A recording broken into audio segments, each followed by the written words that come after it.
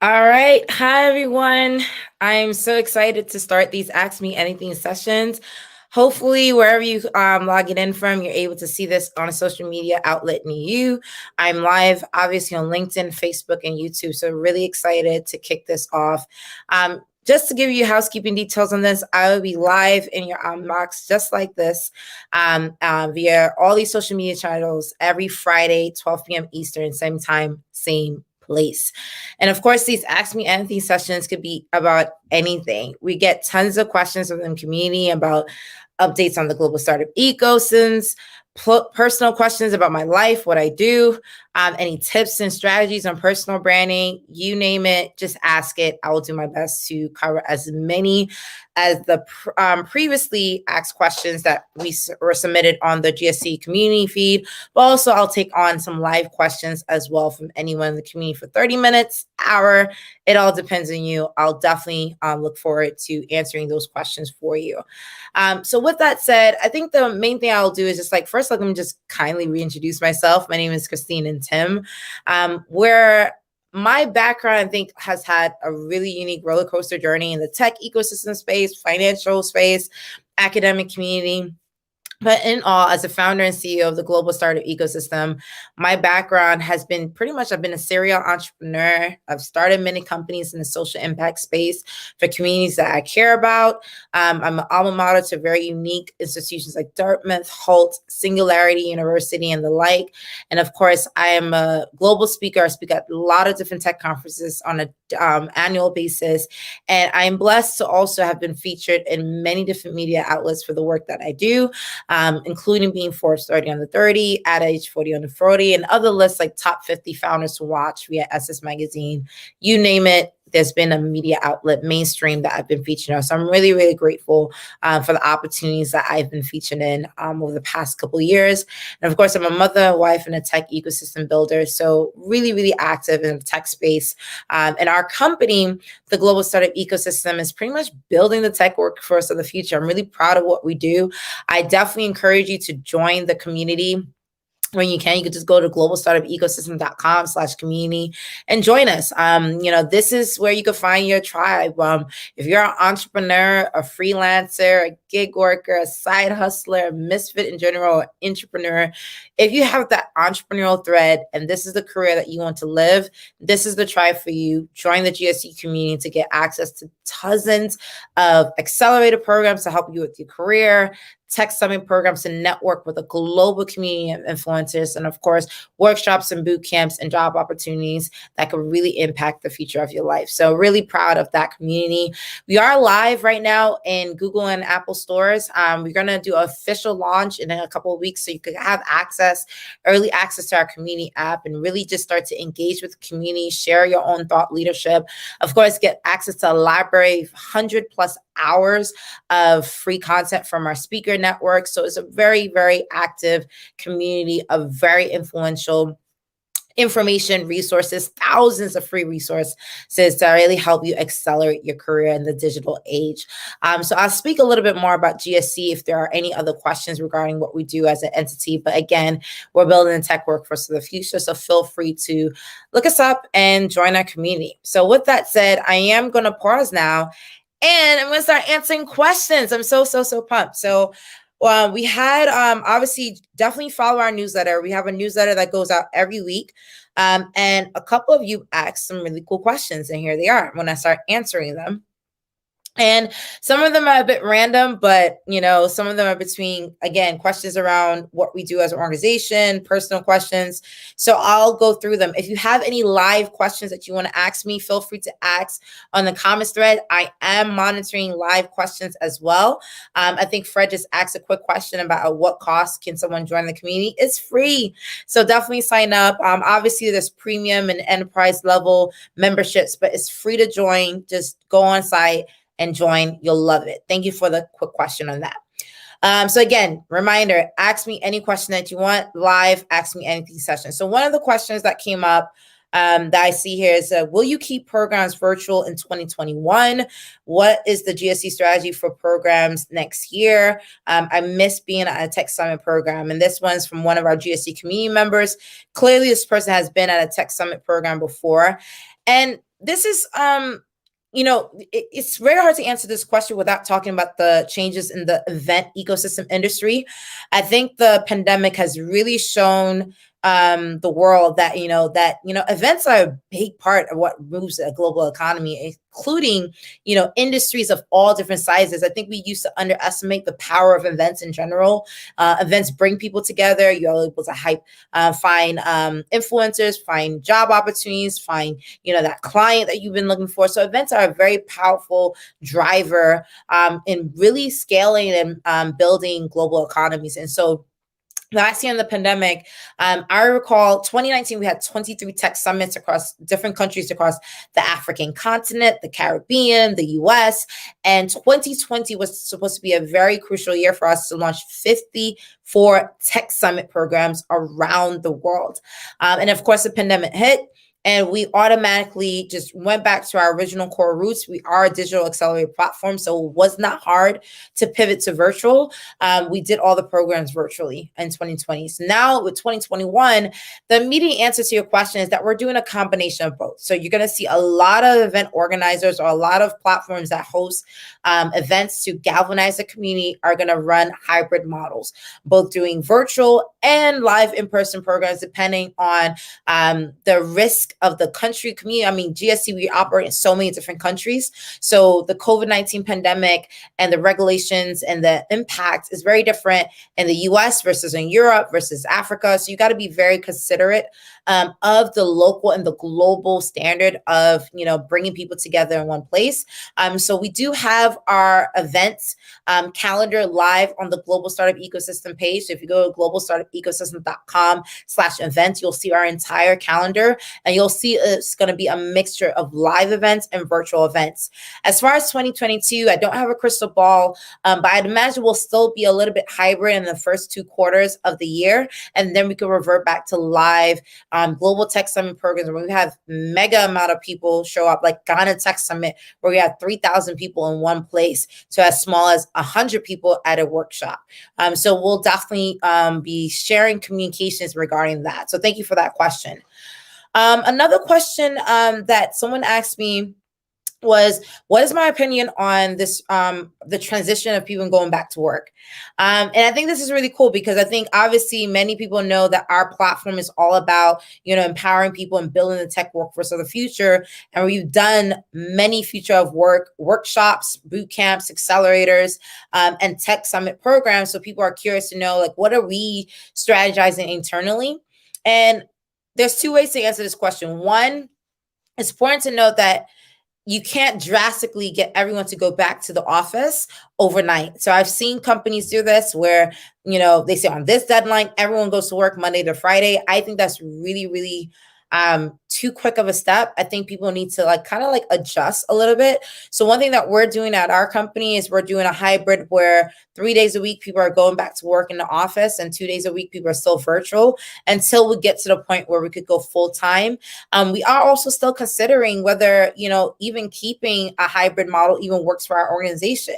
And that's a very crucial question that a lot of people have to answer. A lot of CEOs have to answer for their company as to whether it's a transition or whether it's going to be a permanent part of the culture. Because we do see benefits in both remote work, virtual work. But for us, Tuesday, Wednesday, Thursdays, everyone's in the office. Mondays and Fridays, people are virtual. And the reason why personally as a CEO, I made that the transitional requirement for my company is because I realize that Mondays and Fridays are usually either the hardest days or the best days for people. So I think, maybe being at home would be better. And Tuesday, Wednesday, and Thursday is kind of like the meat and the core of a lot of business activities. And so that's why I thought coming to work would be better. So we're all in the office together, all, really just feeding off each other's energy. So that was the goal for that solution.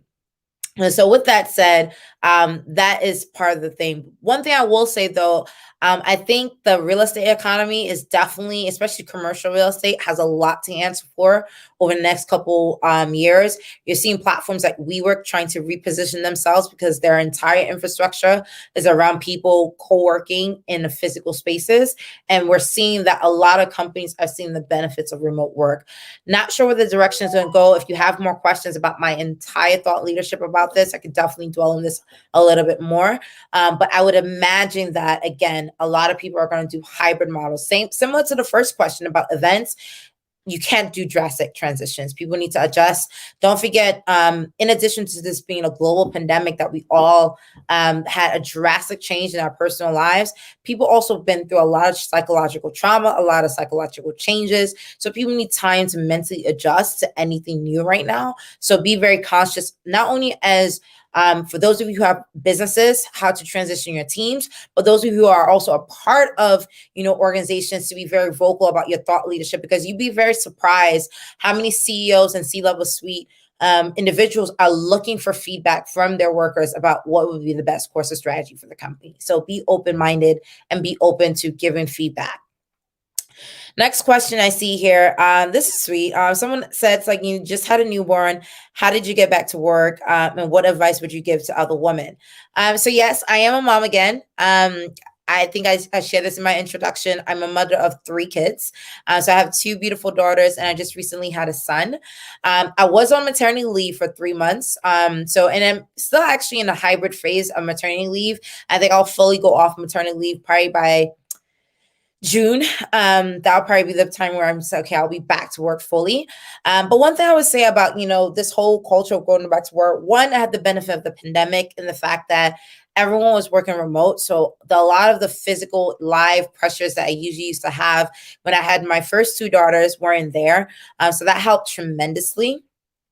Second, I would say don't drastically make a lot of decisions during big major milestones in your life. I think I use that time to actually just cancel as many obligations as possible. I think a lot of us, when we have major transitions, whether it's marriage, have a new kid, get a new job, moving into a new place, you need to just let your community know that you're not going to be available for a while, so you could process the transition. So I stopped taking a lot of calls. I stopped answering a lot of messages. I really just took the time to just soak in the joy of a new member of the family, but also assess my direction as an individual, but also the direction of my family, what I want, just reassess a lot of different things. So being a mom and being a tech influencer and balancing all these obligations is very, very important that, you take the time to let your community know, hey, I'm taking a chill pill, and if they're for you, they'll understand. If they're not, now you know. So that's how I look at it.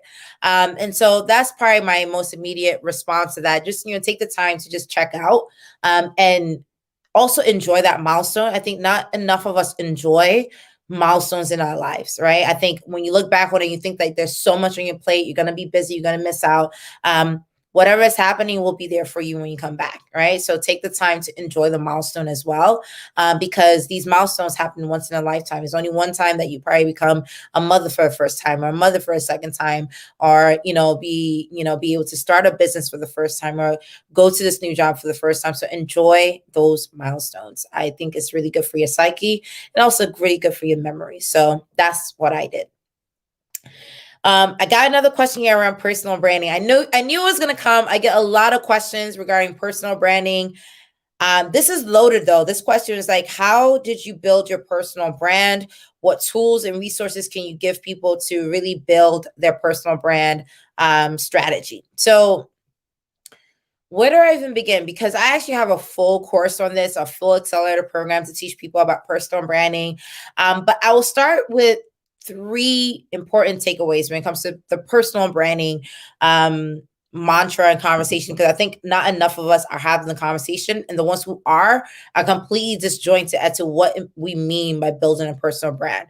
So I'll start with first understanding what is a personal brand and why is it important in this day and age. So first and foremost, a personal brand has nothing to do with your ego. It has nothing to do with, you just want an attention. I think there's a lot of biases and negative implications around what it means to have a personal brand. The most important thing you need to think about is the fact that a personal brand is you packaging your value as an individual within your community, within your global network, so that when people meet you or engage with you, they automatically know what your value is. So for example, it's very easy for us to know the value packaging in institutions like Google, Facebook, right? Or any major organization like a bank, right? But individuals, especially in this digital age, are also just as powerful and just as influential, right, as major institutional organizations, which means you need to learn how to package yourself. But one thing I will say is whether you are proactive of packaging your personal brand or whether you are reactive, people already have a perspective about you and your value, and that's called your reputation. So it's best that you really take the time to strategize and really lay out what your personal brand is and understand the importance of it, especially now that we live in this hybrid digital universe where almost every interaction you're going to have now is either going to be through some type of form of digital communication via social media, via email, via a virtual call. It's happening. So take the time to really build a personal branding strategy and understand the value. So that's that. Understanding the importance of personal branding in the digital age. Second, what is the personal branding strategy? Now, I could go on for hours and talk about my personal branding strategy, what personal branding strategy looks like, how to build it out, how to build a website, everything. But the main thing I would say is when you're building a personal branding strategy, the most important thing to think about is really what do you have about you that's unique that you want to package and scale out to the community. So, for example, for me, I know I'm a big influencer in tech, entrepreneurship, employment. These are things and topics I really care about. So I do a great job of packaging my storylines along these things in three ways. One, I speak at a lot of events on these topics, right? And anytime I speak at these events, I make sure I capture videos and photos so that way I can put it in my portfolio, put it on my website. So that way it creates this domino effect where if you speak at one event, you end up getting offers to speak at multiple events. And if you could tell, I speak at close to 30 to 40 conferences a year. So it's obviously been working. Second, don't depend on the, I would say, event ecosystem to invite you to hear your thought leadership.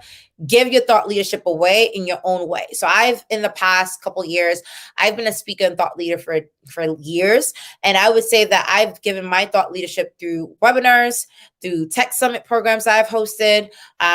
Here I am doing the Ask Me Anything sessions. This is a perfect example of me giving my thought leadership to my community for free, right?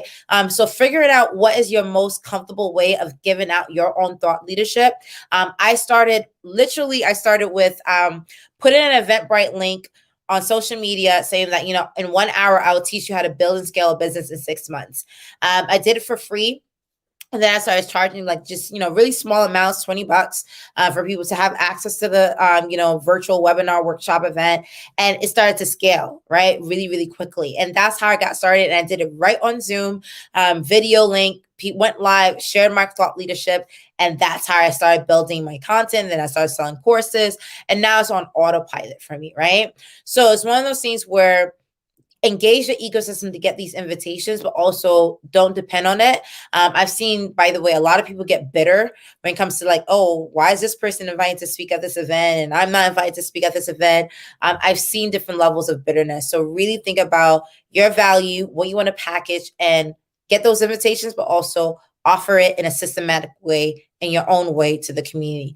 And the last thing I would say is really think critically about crafting a message and a package of your brand by having a website in some type of shape or form, or a go-to platform where people can find you. For some people, that may be Instagram. For some people, it might be LinkedIn. You don't have to be everywhere at the same time. There just has to be a universal funnel where everything someone needs to get about you, they could get, whether that's your profile photo, your bio, maybe a flyer about what you talk about, maybe a brochure of all the events that you've spoken at in the past, a lookbook, something. Really make sure that there's a go-to place for someone to find all of that material. Obviously, the website is probably the most popular one. I know how to build websites. I'm a coder as well, so I could probably speak to that. But again, having a go-to place for people to find that material, those are the three things. So just to summarize, one, personal branding is here to stay. We live in a digital universe. Respect it. Know that it's here. Be proactive about building your personal brand. It's your reputational score. So make sure that you take a real strategic outlook on building on that. Second, Also try to think about how to package yourself and really access your content and distribute it in a unique way. Either people invite you to speak at events or you create opportunities for yourself by through webinar series and other content mechanism. And third, make sure you package and centralize information about you in a place, whether it's your website, social media, or if you can find your bio, your photo, or anything. Just make sure that it's easy to get that information. So hopefully that answered that question about personal branding. Was that helpful? I don't know if like anyone had more questions around personal branding, but it's really good. Before I go back to another pre-sent question, I see Marjorie, thank you. Just asked a live question. Hello, Christine, great to see you. Do you think this is a good time for someone to pivot from a career to a business owner? What approach would you take if you were in my shoes? Oh, that's a really great question. Wow. So here's what I will say about that. When it comes to pivots, when it comes to career, I think you gotta really think about your roadmap and what you're trying to do. And one thing I would say about this pandemic is caused a lot of people to really go crazy real quick, looking and comparing themselves to other people in their peer network, other people in their community. Like, well, this person just got a grant and they started a business. I need to start a business too. Or this person just stopped working at this, job and is now into this industry. The first thing I would say when it comes to pivot, be very careful to assess what is your incentive and the reason why you want to make the pivot. And I know it might sound like not really an important first step, but it's really important that you know your driver for wanting the pivot in the first place, because that will dictate the resources and the messaging that you leverage for your community for you to make that pivot happen. So I'll give you a perfect example. I used to be a banker. A lot of people don't know this, but I used to be a banker back in such a while ago, 2012 going on 2013. And during my, role as a banker, I was doing really well. I, got promoted 3 times within 2 years. I was doing really, really well as a banker. And at one point I just had that entrepreneurial bug. And I really wanted to pivot into, starting a business at that time. And one thing I would say is, because my incentive was really around having more creative freedom, building something that's more impactful, I knew what resources to tap into to find that, social impact grants, social impact, programming, as opposed to listening to my peers who were saying, like, you got a great job, you should stay. Maybe you should pivot maybe to another industry in the banking sector instead. By knowing my core incentive, I was able to direct my energy to the right resources, because guess what? If I listen to my friends and say, hey, let me stay in this industry and try to move up the ladder, I'm going to be looking at resources and information in the wrong places. So that's a perfect example of really think about your incentive and really think about why you want to make the pivot, because it really helps guide you in your direction in making that transition. The second thing I would say is, to your question, do you think this is a good time for someone to pivot? I would say this is a unique time to pivot, because right now, I don't know if you noticed, almost everyone has a title change during this pandemic. Have you realized that? Right? Because everyone is just going through so many transitions. People are moving places. I've seen people are moving from the city to the suburbs. I've seen people relocate from the US to parts of Africa. We're seeing a lot of drastic changes, from titles, from locations to positions to opportunities. So it does fit, I think, the global narrative of people making transitions during this pandemic. So it does fit. And also, people are not expecting big splashes as you make those transitions. I think another thing about milestone transitions when you pivot in your career, a lot of times are scared to make pivots because of their community. It's like, oh, wait, you went from being a banker to a food truck manager?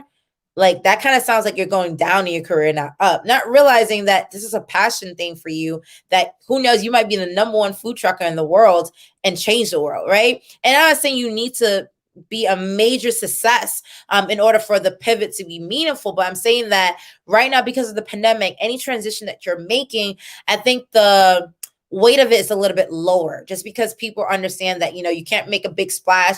I know when I started my first company, I actually had a live launch party with all my family and friends. Now you can't really do that, right? And so understand that, yes, this is a great time to make a pivot. At the same time, the best time to do a pivot is when you believe is the right time. Not when your mother thinks so, not when your father thinks so, not when your partners think so. Sometimes it's when you believe it's the right time for your growth. And I would say that think about pivots and milestones in your lifestyle. When you make a changes, don't base it on the timeline, base it on the milestone. Where are you personally in your career that you want to make that change? Because if you do it based on a timeline, I'm going to do by 2023, you may not be mentally ready by 2023, but you might have that mental disposition maybe at 2022, right? So it's not always based on the year and date. It's really based on you and who you are and where you're at in your personal career journey. So really think about where you are. And finally, do you have the resources, right?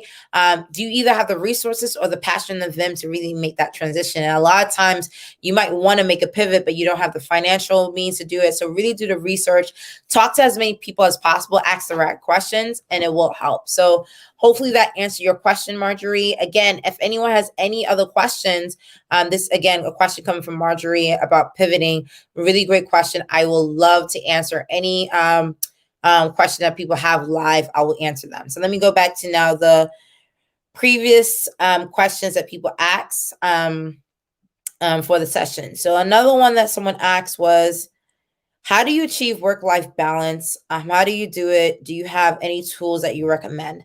That's a great question. I'm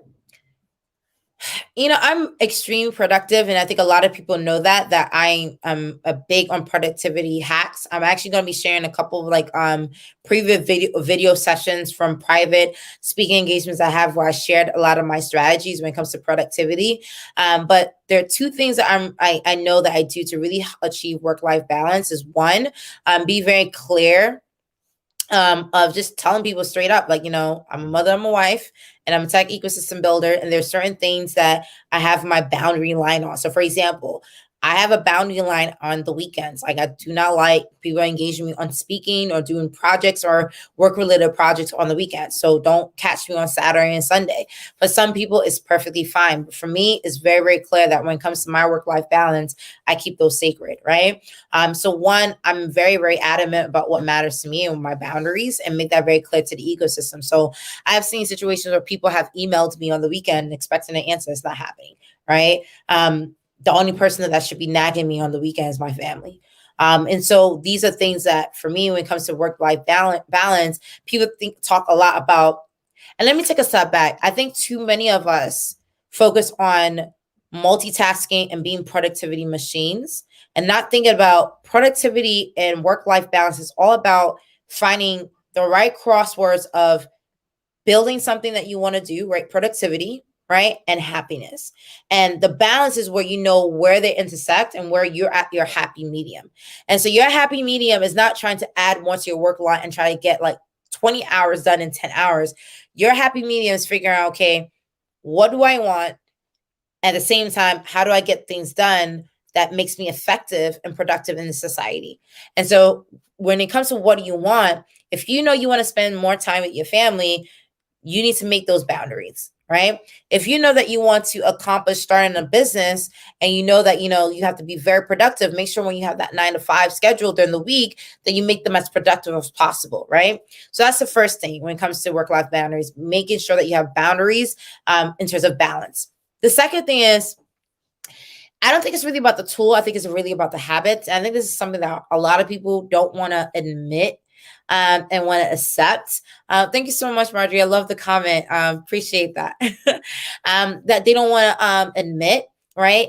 It is something that you need to rethink about your habits. And I say this when it comes to discipline, but I think a lot of people think that they need more tools to make them more effective. And I think it really boils down to what bad habits do you have? Are you sleeping late? Right? Do you not have a start and an end?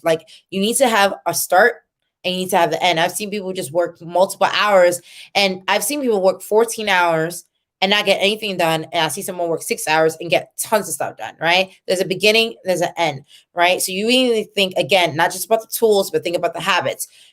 Actually articulate, write down what are your current working habits and your work style habits right now, and how can you improve on them, right? And one thing that I learned a long time ago is that I am a morning person. I'm not a night person. My mentality starts to fizzle out after a certain point. So I try my best to know that, what, if my productivity bounces out around 6, 7 p.m., I might as well end my day, right? There's no point in just sitting behind the computer screen and going through emails for what? I might as well just end my day. So I've learned that through my habits and learning through my cycle. So learning when is my peak point of real creativity and mind frame. You need to know that. Second, I've said this before, I bucket a lot. I try to do the same thing over and over and over so I can get optimized and lazy and do better at it. So for example, if I got to check email, that 2 hours is dedicated to email, right? And that's it. There's nothing else being done during that time. It's just checking email. If there's, something that I have to do when it comes to running reports, I don't have my email box open because it's going to be a distraction for 3 to 6 hours. That's all I'm doing. And one thing I would say is when you keep doing the same thing over and over and over in a short time period, you get more and more optimized. It's like a machine, right? Where you keep repeating the same product or same attributes and you get on autopilot. So you really need to think about your work-life schedule. And so it's how do you bucket your time? When I bucket my week, and I've said this before, Mondays and Fridays, I don't actually schedule any calls, any client meetings, only probably on an emergency. Maybe I'll do it if it's really necessary. But I don't schedule calls on Mondays and Fridays because Fridays I usually run errands. Mondays is the start of my week. I want to have that time to have silence, to prepare for the week ahead. So Mondays and Fridays, I do not schedule calls. Tuesday, Wednesday, Thursdays, I do schedule calls and client meetings, but I try to do them after 11 a.m. or after 12 p.m. Because again, I like to start my mornings where I'm in control of my morning, getting my day started the way I want to start, and not starting with a client meeting at 9 a.m. I know a lot of people do it. I don't see how I could do that where I walk into the office and the first thing I'm going to do is get on a call with someone. That's not something that excites me. So I'm very, very conscious about, when I start calls, when I start programming to make sure that I'm flexible with making sure that it's at the prime time that I want to engage with talking to people. Because keep in mind, when you're having meetings, there's an obligation, usually if it's a productive meeting, to carry out some type of work or some type of call to action after the meeting. So if you're having meetings every single day, you're constantly on a treadmill of executing on things. So it's not really as exciting. So I make sure of that to really monitor that. And finally, one thing I will say is I do use productivity tools. Obviously, I use Google Calendar to keep my things on check. I follow it like a book. I use obviously Zapier to coordinate between different apps I'm using simultaneously, stuff like that, to really help my productivity. But really, I think it's my habits that really help me because I could be in the middle of the woods and still be extremely productive because I'm able to really, really engage with that. So just wanted to say that. Another question. Oh, this is really good. So congratulations on the announcement for Jack Dorsey with Ghana. I know you've worked with him in the past. Any updates on what you guys are going to do in Ghana? So first and foremost, I've actually got tons of messages about Jack Dorsey's announcement and his move to Ghana with Twitter. And I'm really appreciative of that because clearly guys and girls are watching the work that we do with our Tech Summit programs. And of course, Jack Dorsey came to Haiti for the first time to speak at Haiti Tech Summit. I've also engaged him about, speaking at Ghana Tech Summit and other programs that we do across the continent. So you can imagine, my excitement engaging with him all this time and just, being a part of the community influencers that, is encouraging this move of all these tech conglomerates coming into the African continent, especially when it comes to Ghana. I actually have funny enough, I actually have a good clip of Jack Dorsey speaking at Haiti Tech Summit. I'm going to run this 30-second clip to you guys right now because I think this move of Jack Dorsey coming to Ghana is going to be really, really cool. I know he's going to be there for 6 months. So I know a lot of people have been asking me questions about how can they get in touch. DM me, we'll talk again. But it is a big move. And one thing I would say is, Ghana right now is so positioned to being a unique tech hub on the African continent.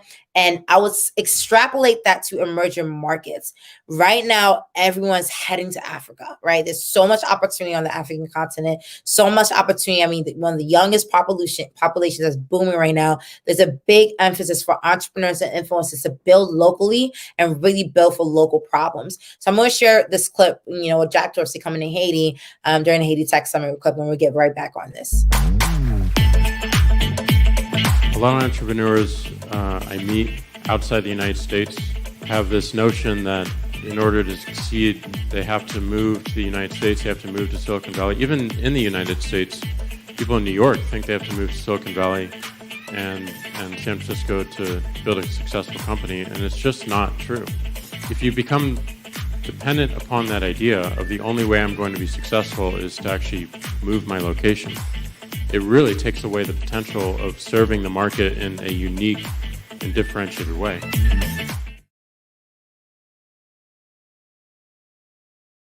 I'm so glad I have that clip on ready. But yeah, so essentially, and that's Jack Dorsey speaking on one of my programs, Haiti Tech Summit. Many of you know I'm Haitian. So one of the biggest events I host under the GSC brand is Haiti Tech Summit every single year. Every year we bring 100 speakers down to Haiti to really build on this 13-year initiative of turning Haiti into an international tech hub. And Jack Dorsey was one of the keynote speakers that came down to Haiti. And of course, I look forward to, keeping you guys updated on what's going to happen with Ghana as well. So really great time. So thank you for that question. Of course, again, we've been talking about, building tech hubs across the African continent for years. We actually are the host of one of the largest Africa tech tours on the continent. We went to about 15 countries in 2019. To Rwanda, Kenya, South Africa, Ghana, Nigeria, Ethiopia. So we're really big with our work. So if you have any questions about ways that you could get involved with us on the African continent, feel free to just keep me in touch. Just DM me. Really would love to answer any questions on that. So really good question. So I'll take about 3 more questions from previous chats, and then if anyone has any live questions, I'll take them, and then we'll probably end this week's Ask Me Anything. So these are really good. Keeping me busy with these questions, right? So another question that people ask me is, this is really interesting. Why is there high unemployment in emerging markets such as the Africa and the Caribbean, and why do I believe that this is a great place to really make an impact? So I would say that I think we have a very bad perception of what's happening on the African continent or just emerging markets in general. And I think we need to really have a healthier disposition regarding markets and opportunities. But one thing I would say is unemployment is bad globally right now, all right? Especially because of this pandemic, unemployment is at an all-time high. So this is a universal problem. I think it's more visible, obviously, in the African markets, especially with what's happening with, job changes and shortages. But one thing I would say is Africa is definitely a really great opportunity for a lot of companies right now, especially considering that in many countries, close to 67% of the population is under 35, which means there's a huge young working population that's emerging out of Africa right now. They also are all mobile first, so they're already into the tech ecosystem, already plugged into what's happening on at the touch of their fingertips. So you have a really unique ecosystem. We actually are the host of one of the largest digital career accelerator programs in the world. We actually welcome about 1,000 new recruits that we train for 4 weeks, digitally online on soft skills, hardcore skills, all the top 10 tech skills that are needed right now in the digital age.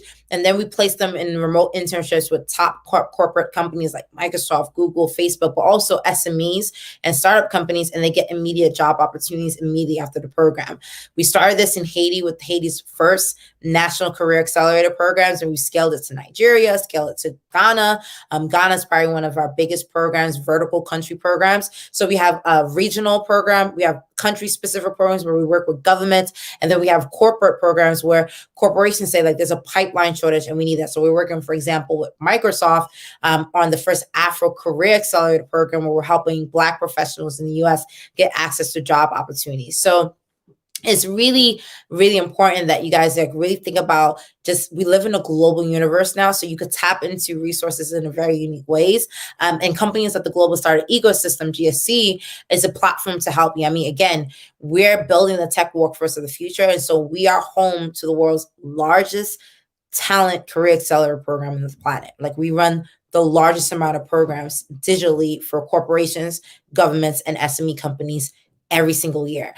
So if you want to look into our programs, definitely go to globalstartupecosystem.com. It's really unique, the stories and the case studies that we've had in doing this for years to come. And when the pandemic hit last year, we were vindicated because we were talking about building virtual career accelerator programs for years.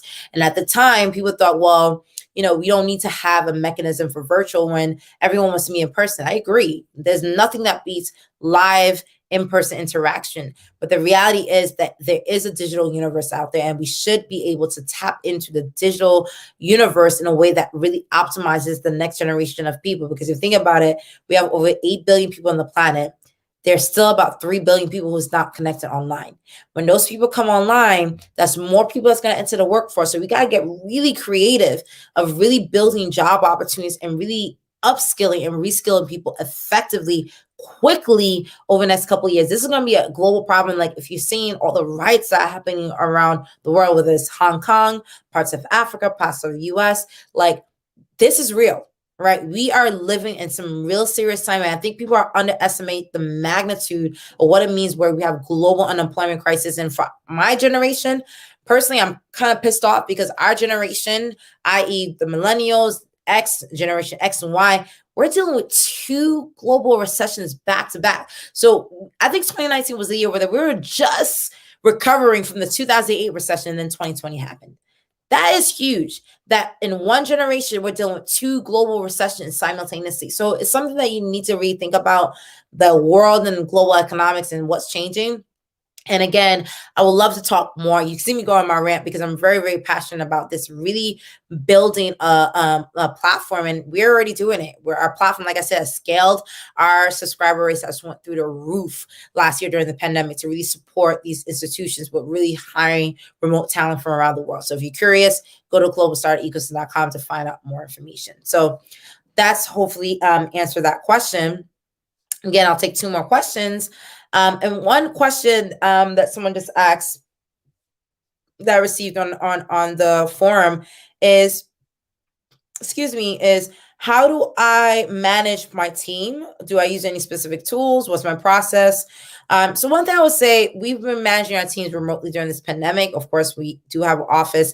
We have offices in New York, Africa, and Ghana, and the United States, in the United Kingdom, in London. And one thing I would say is like you definitely have to have a touch point daily with your team, whether that's WhatsApp or Slack. We definitely use those platforms to really keep a daily consistency. Also, you have to have a strategic way of having a consistent agenda with how people come together. So our weekly calls or multiple touch points, we do roll call where for like 30 seconds, everyone on the team says like, here's what I'm working on. Here's what I'm dealing with. Here's what I need help with.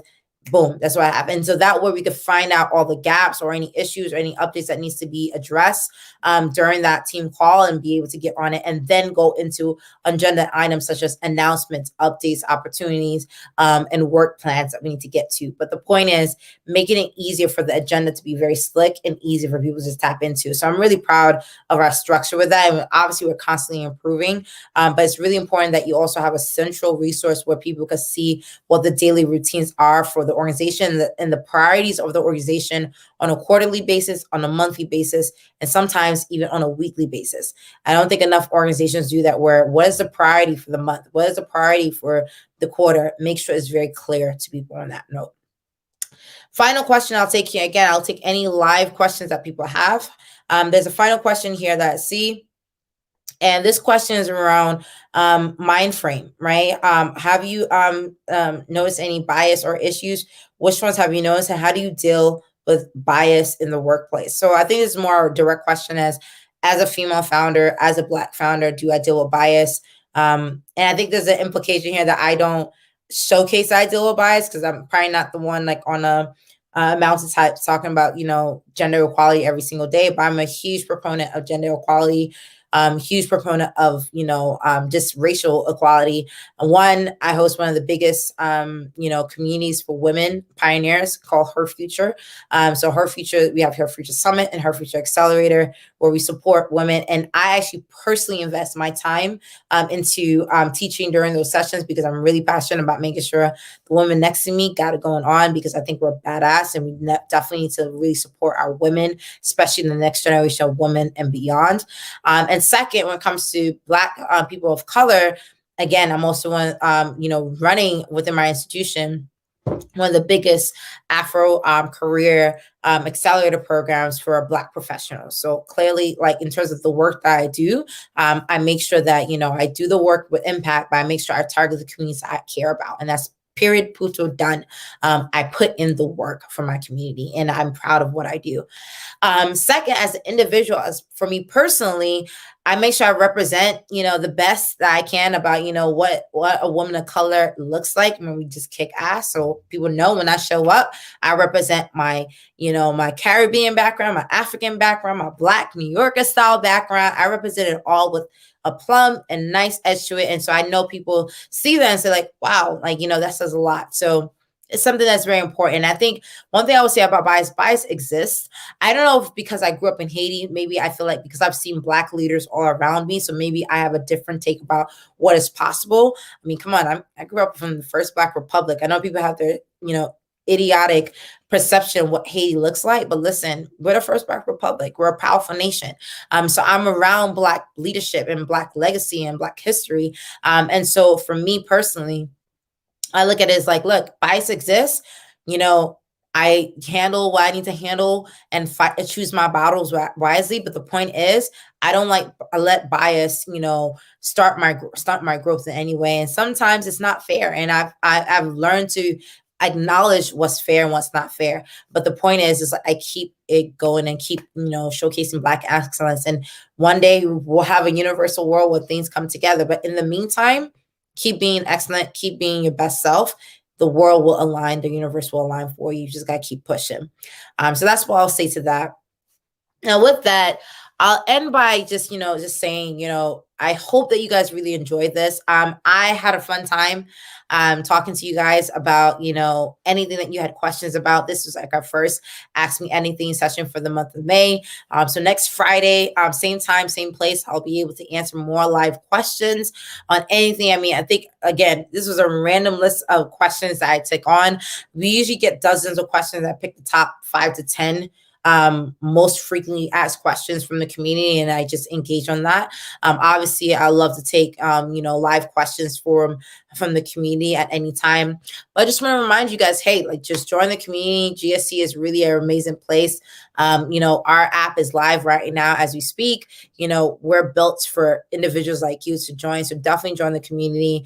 Again, my name is Christine Ntim, the founder, CEO of the Global Startup Ecosystem. I'm really excited that I was able to engage with you all today and, tell you a little bit again about not only what we do as an organization, but answer your live questions. And so definitely hope you enjoyed this Ask Me Anything session, and hopefully that you join me again at the next session, because this is going to be something that I'm going to do again every single Friday, same place, same time. Thank you so much.